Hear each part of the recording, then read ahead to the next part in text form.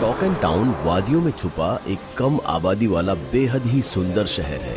आम दिनों के मुकाबले आज शहर में काफी हलचल भी है, क्योंकि सभी साल की सबसे लंबी रात की तैयारी में लगे हुए हैं। क्रिसमस ईव की रात, जिसके इंतजार में न सिर्फ ईसाई बल्कि गैर ईसाई भी रातें गिनते हैं ताकि उस रात जमकर पार्टी कर सके। पर फ्रेडी ईसाई होकर भी आज के दिन मायूस बैठा था, क्योंकि जो माँ हर क्रिसमस पर उसे सरप्राइज देती थी वो अब इस दुनिया में नहीं रही।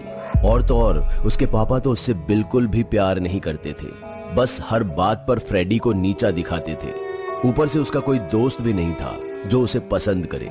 फ्रेडी पार्टी के लिए रेडी होकर अपने घर के बाहर की सीढ़ियों पर बैठा था और घर के अंदर उसके पापा टीवी देखते हुए शराब पी रहे थे और फ्रेडी से कहते हैं, अबे ओ कलूटे, इतना भी तैयार हो जा, पर तुझे कोई नहीं बुलाने वाला पार्टी में।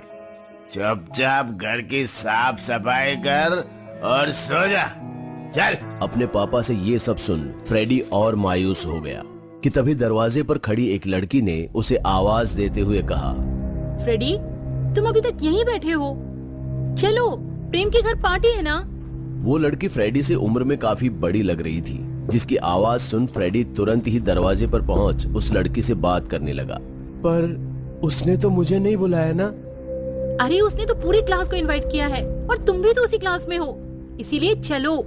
पर मेरा वहाँ जाना किसी को अच्छा नहीं लगेगा करिश्मा। करिश्मा की बात सुन फ्रेडी उसके साथ चल दिया।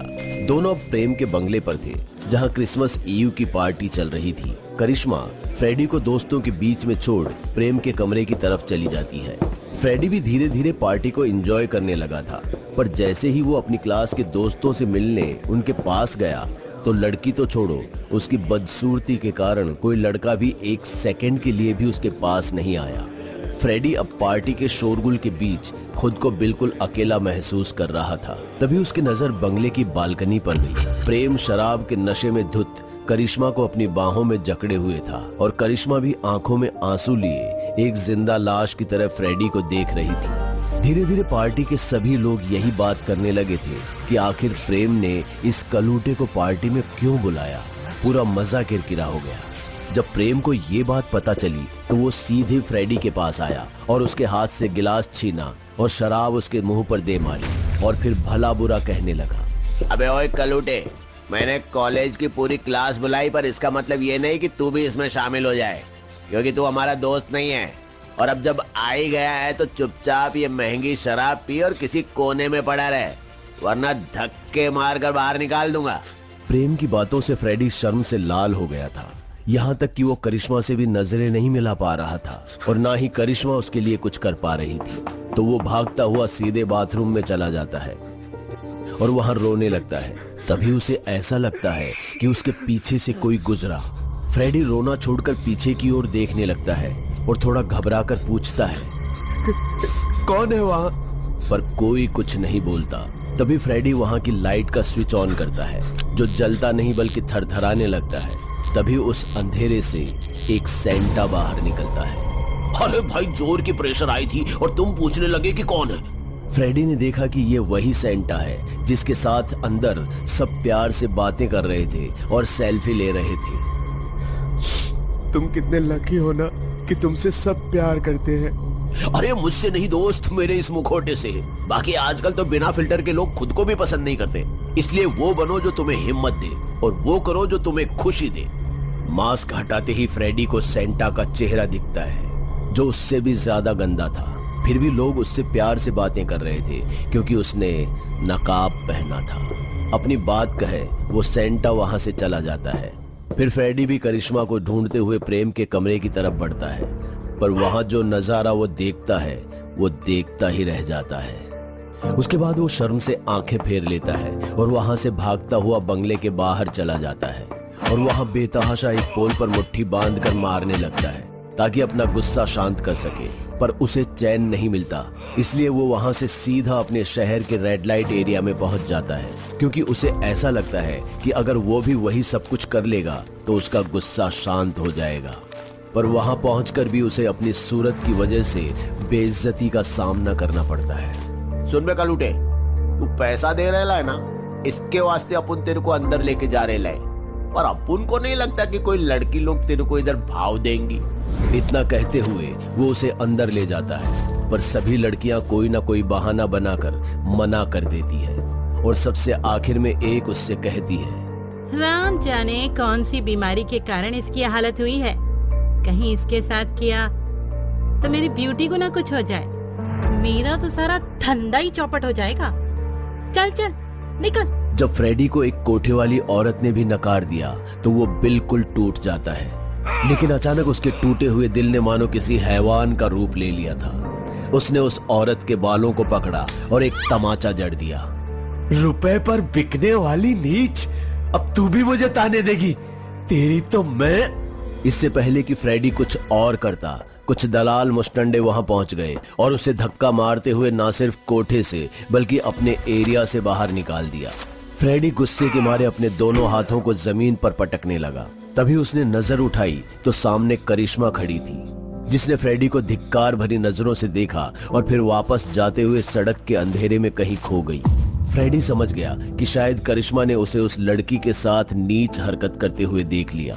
करिश्मा को इस तरह जाता देख फ्रेडी और टूट गया और वहीं सुनसान सड़क पर खुद को सिकोड़ता हुआ रोने लगा और फिर उठकर उसी अंधेरे की तरफ बढ़ गया जहां करिश्मा गई थी।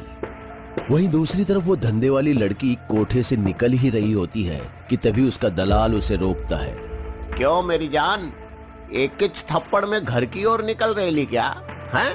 नहीं रे, ये थप्पड़ तो इस धंधे में आने के साथ मेरी किस्मत बन गई है। अब इससे डर के क्या भागना। बाकी क्रिसमस है ना, और माँ भी बीमार है, इसीलिए जल्दी जा रही। क्या पता ये क्रिसमस उनके साथ आखिरी हो।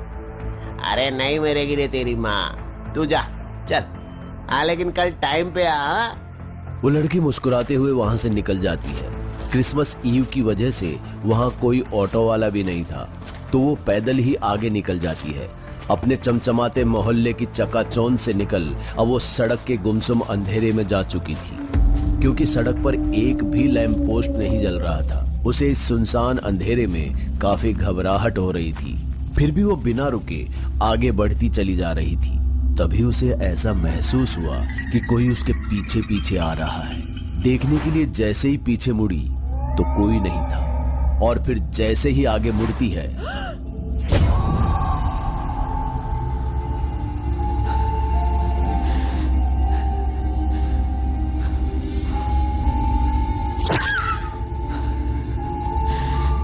मुझे लगता है कि किसी को जज करने में कुछ नहीं रखा है, लेकिन तुम्हें लगता है कि तुम खूबसूरत हो, तो क्यों ना ये फैसला जनता करे।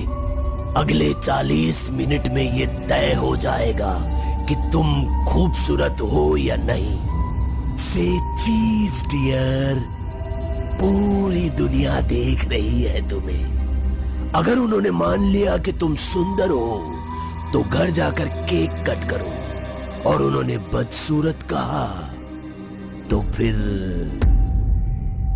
Jingle bell jingle bell jingle all the bell, killer Santa come to the door and kill you very well.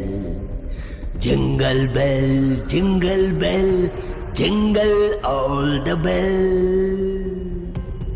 इतना कहता हुआ वो सेंटा वहां से चला जाता है और उस लड़की की जिंदगी की वोटिंग स्टार्ट हो जाती है। बेचारी ना हिल पाती है ना ही चीख पाती है, बस आंखों से बहते आंसुओं के साथ सामने स्क्रीन को देख रही होती है, जहां कभी वोट बढ़ता है तो कभी घटता है। वहीं दूसरी तरफ फ्रेडी फिर से करिश्मा को ढूंढते हुए पार्टी में पहुंच जाता है, जहां सबसे पूछने लगा कि क्या किसी ने करिश्मा को देखा है। सभी से पूछताछ करते हुए वो प्रेम के पास पहुंचता है, पर जब वो उससे नजरें चुराकर भागने ही वाला होता है कि अबे ओए कलूटे, तू अब तक यही है क्या? नहीं देख रहे हो इंस्पेक्टर, महंगी शराब के चक्कर में लोग बेइज्जत होकर भी पड़े रहते हैं। मैं शराब के लिए नहीं, करिश्मा को ढूंढने के लिए यहाँ आया हूँ। ये करिश्मा को कैसे जानता है? जानता है ये सब छोड़ो इंस्पेक्टर, जब वो है ही नहीं तो ये पागल ढूंढ क्यों रहा है उसे? कैसे नहीं है वो है और यही है। प्रेम, क्या ये सच बोल रहा है? हाँ मैं सच बोल रहा हूँ। अभी थोड़ी देर पहले प्रेम उसके साथ कमरे में। प्रेम, सच सच बोल दे। महीनों से सोच रहा था कि मेरी बीवी गुमशुदा है और तूने उसे यहाँ छुपा रखा है।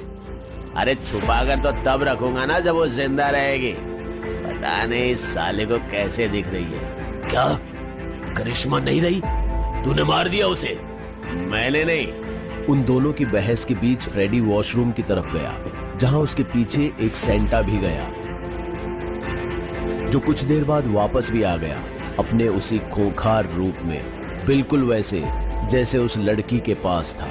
पर इस बार उसके हाथ में कोई कुल्हाड़ी नहीं बल्कि एक रिवॉल्वर थी, जिससे उसने बेतहाशा फायरिंग करनी शुरू कर दी, तब तक जब तक कि गोलियां खत्म नहीं हो गई। उसके बाद का मंजर ऐसा हुआ जैसा कि सब धुआं धुआं। और इसी बीच अपनी डरावनी पोएट्री के साथ वो सेंटा कहां गायब हुआ ये किसी को भी पता नहीं चला।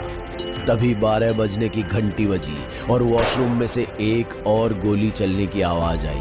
वहीं दूसरी तरफ उस लड़की का भी फैसला हो गया, जहां वोटिंग में उसकी खूबसूरती फेल हो गई और उसका चेहरा उस हेड ट्रैप में खत्म। इधर वॉशरूम में गोली की आवाज इसलिए आई क्योंकि उस खूंखार सेंटा ने खुद को गोली मार ली थी। पर इस पूरे हादसे में सिर्फ प्रेम, इंस्पेक्टर और बाथरूम के कोने में सिसकता हुआ फ्रेडी ही बचा था।